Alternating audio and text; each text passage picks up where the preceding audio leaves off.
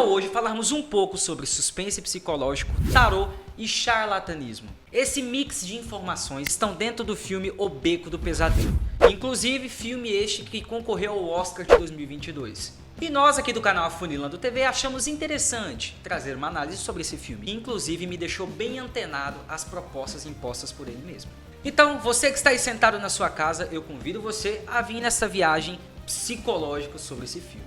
Então, jogue as cartas, prepare a sua mente e vem com a gente. Ó, até rimou. Fala galera, beleza? Você está no canal Afunilando TV, o seu canal de filmes e séries. Eu me chamo Mike Antônio e hoje eu sou o seu anfitrião desse vídeo para com que você possa me acompanhar numa análise do filme O Beco do Pesadelo. Filme este que é ambientado na década de 1930 e 1940. A sua tradução para o inglês é Nightmare Alley. E este filme é dirigido pelo grande diretor Guillermo del Toro. Ele é um grande criador de filmes como, por exemplo, Labirinto do Fauno, Hellboy e A Forma da Água. O filme tem como elenco Bradley Cooper e Cate Blanchett, que por sua vez o elenco já entende diretamente a linguagem do Guillermo, que trabalha com linguagens próprias relacionadas ao suspense nos filmes. Ele coloca a ideia de todo ser que produz o bem também possa produzir o mal. Enfim, é a frase que o homem é lobo do próprio homem. Então vamos lá. Na ficção, existem poucos ambientes que facilitam a criação de horrores mais do que em um circo. Um ambiente intenso e estimulante em sua própria natureza, e que pode ser ainda mais com a inclusão de personagens e de uma atmosfera difícil de decifrar. Como o forasteiro Stanton, e como eu disse a vocês, é interpretado pelo ator Bradley Cooper, ele chega na cidade em que um circo de horrores é apresentado no filme, como um local de bizarrices, e nos faz pensar muito sobre cada personagem apresentado. É o que você pode esperar dessa super escalação tanto no elenco principal. Del Toro traz vários elementos da fotografia na obra para criar um clima melancólico e que convida aos mistérios e à investigação. O grande trunfo aqui é colocar a história num ponto exato que deixa o espectador ciente de que muito do que acontece ali não passa de uma farsa, mas ainda em dúvida do que há de sobrenatural, que é o elemento principal da história de Stanton, dentro do seu mundo, é claro.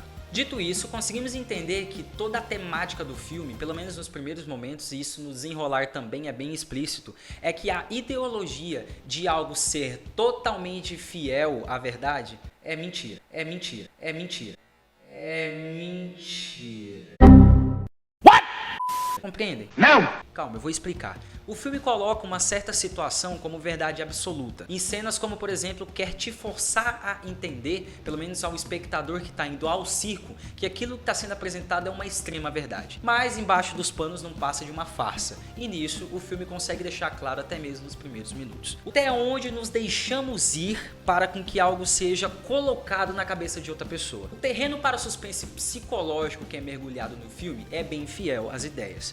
Isso é, ou seja, aquela verdade é tão bem dita ou tão bem mentida que você acaba acreditando no que é aplicado pela pessoa. Resumidamente, o que é passado do protagonista pra gente é, nos primeiros momentos, o desenvolvimento para o controle de outra pessoa, e já do meio pro final do filme, a ideia do sentido de que até onde o meu poder consegue ir sobre a mente de outra pessoa, ou seja, o controle de terceiros. No filme, a ideia do charlatanismo é trabalhada de maneira magnética e, diga-se de passagem, até mesmo revoltante. Ele acaba mostrando não só o caminho dos vigaristas para conquistar ou até mesmo fisgar as vítimas, como também as consequências tenebrosas originadas dessa atitude. Então eu peço a você que está aí na sua casa, imagine, deduza, o que você pode esperar desse filme. Os monstros criados por Guillermo, cuja habilidade para tal é inquestionável, são meio lúdicos para falar sobre conflitos e características humanas, inclusive. Em O Beco do Pesadelo, o cineasta mexicano parece ir mais diretamente ao ponto nesse quesito. Não existem criaturas fantásticas no longa, mas as pessoas acabam agindo como se existissem. Devemos levar em conta que talvez isso possa assustar ainda mais do que se realmente aparecesse um monstro.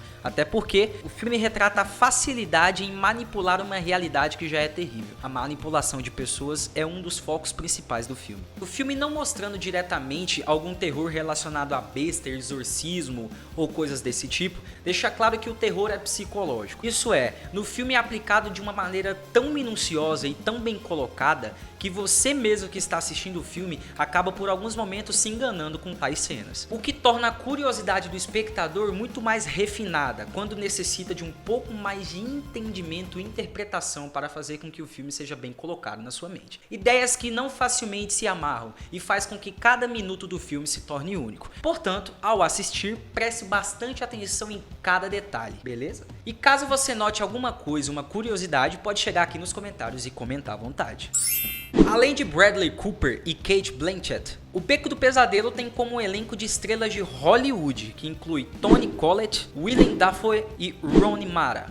Todos nomes cujo potencial já foi assistido em diversas vezes. A sensação, então, é de que o texto de seus personagens não os ajuda a ir tão fundo quanto sabemos que poderiam. É como se a proposta fosse nos apresentar figuras com muitas camadas e labirintos internos. Ao assistir o filme, de repente você pode não ter essa captação de ideia negativa que eu coloquei, mas caso você tenha, vai entender perfeitamente e com clareza o que eu estou dizendo. Portanto, se você sentir à vontade, pode voltar aqui nos comentários e comentar o que você achou. Ator como, por exemplo, que interpretou num dos filmes do Homem-Aranha, esse personagem que, por sua vez, nos primeiros minutos do filme já entendemos a importância que ele tem para o circo de horrores, teve algumas falas elaboradas. Entretanto, nós, enquanto fãs do ator em outro filme, devemos pensar um pouco sobre será que faltou um pouco mais de participação do personagem por saber o peso que esse ator tem? Enfim, nos faz pensar a isso. Uma curiosidade também é que pouco foco é dado a um dos atores que fez Círculo de Fogo, que atua como uma espécie de vilão meia boca, que por sua vez existiu 2 filmes e ele participou do primeiro ou do segundo, não me recordo muito bem, mas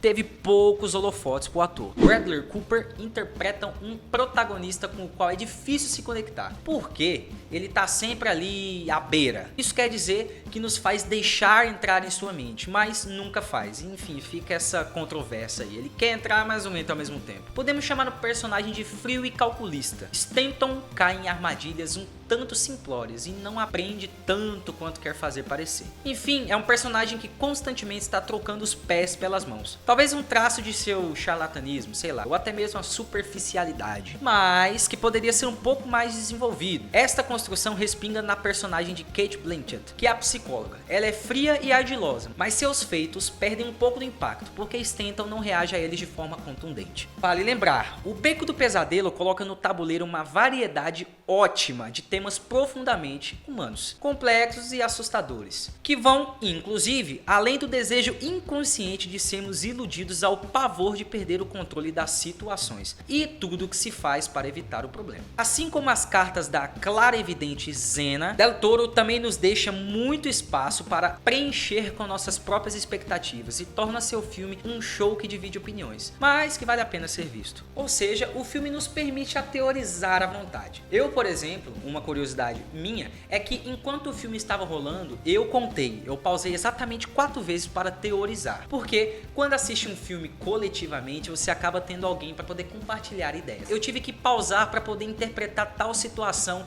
e eu tive aquele gosto de tentar saber, cara, o que vai acontecer agora? Então assim, o filme acaba te despertando uma curiosidade prematura e te deixa um pouco inquieto, na sensação de uma proximidade com o personagem e tentar compreender como que o filme vai prosseguir numa determinada situação. Compreende? O Beco do Pesadelo, por sua vez, totaliza com o tempo de duração do filme em 150 minutos. Boa parte dele tem como holofote as cenas relacionadas ao circo dos horrores, que inclusive é onde acontece a maior parte do filme. E ali também floresce o protagonismo do personagem. O que também, dada essa informação, de certa forma, se você parar para pensar um pouco, essa ideia do circo e o crescimento do personagem até com que o ápice chegue, dava para ser resolvido mais rapidamente. De repente 40 minutos, 50, porque, diga-se de passagem, se coloca mais do que 1 hora em uma determinada situação, o filme já fica um pouco maçante e o seu desenvolvimento se torna lento. Mas certa informação poderia ser passada mais rapidamente até que de fato o principal ato do filme chegasse. Isso pode ser interpretado como um capricho de Guillermo, que é o diretor, e também um aceno ao mundo de fabulação e criação de teorias por quem está assistindo. Então, este capricho pelo diretor deve, nos faz colocar como uma teoria para que o personagem seja muito bem desenhado na história. Nós, como espectadores, acabamos achando aquilo necessário. Mas cá entre nós aqui, chega aqui pertinho. Talvez essa ideia seria melhor passada mais rapidamente, entende? Por filme rolar e não ser tão grande. Te digo que é um bom filme, com vários questionamentos sobre truques feitos num circo, o uso do tarô como entretenimento ou até mesmo algo mágico e eficaz. E claro, como a lei do retorno é fixada como fechamento do filme, onde o protagonista descobre realmente seu lugar no mundo. Devemos ressaltar, o crescimento do personagem é colocado no filme de uma maneira um pouco complicada, mas depois você entende. Vamos lá, para ficar melhor explicado, entendemos assim. Primeiro, o ator chega após uma catástrofe que o filme inicialmente só deixa claro que houve um problema na sua casa, enfim, com os familiares ali, mas no primeiro momento a gente não sabe. Número 2, o personagem chega até o circo e ali ele desenvolve algo que por sua vez leva para a vida toda, que é a ideia do mentalismo. Claro que ele coloca de uma maneira bem mentirosa e coloca aquilo como uma farsa que dificilmente você vai descobrir, mas não deixa de ser uma farsa, e ele é muito bom no que faz. Depois, ele leva isso para a vida inteira e parte para o outro princípio do filme, quando tira o circo um pouco de cena e coloca agora uma ideia de vida a dois, quando uma das pessoas que ele conhece no circo, e nos momentos a gente entende que ela é uma espécie de condutora de raios, claro que ela não conduz que nem um super choque, né? Mas assim,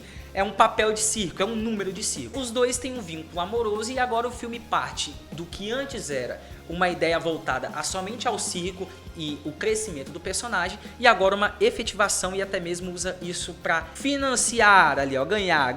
O cara ganha com o que ele aprendeu. Compreendido a isso, a gente entende melhor o filme. Nós formamos uma ideia própria sobre o filme. Entretanto, se você pesquisar, consegue se extrair informações positivas e negativas. Portanto, dessas informações, nós aqui da Funilando TV decidimos tirar algo que é relevante, tanto do positivo quanto do negativo. Se você quiser buscar mais pontos, sendo de qualquer polo positivo ou negativo, deve-se primeiro assistir o filme e depois pesquisar e teorizar à vontade. E claro, qualquer dúvida você pode deixar aqui nos comentários que nós com muito carinho vamos analisar o seu comentário e responder. Mas por fim, eu espero de coração que eu tenha despertado em você a vontade de correr lá e assistir o Beco do Pesadelo. Agradeço de coração você que fica ao fim de todos os nossos vídeos. Caso você está por fora, existem alguns outros vídeos passados a este mesmo. Se você acompanhar no card aqui em cima, você pode acompanhar o nosso último vídeo, que foi Ataque dos Cães. Então, acabando esse vídeo aqui, corre lá, confere e também já fortalece com um like. No mais, muito obrigado por ter assistido, se inscreva no canal, deixa o seu like, seu comentário é muito importante. Você tá no canal Afunilando TV, o seu canal de filmes e séries. Eu me chamo Mike Antônio, eu fui o anfitrião desse vídeo e é com muito carinho que finalizamos mais um vídeo. Um beijo e até o próximo vídeo.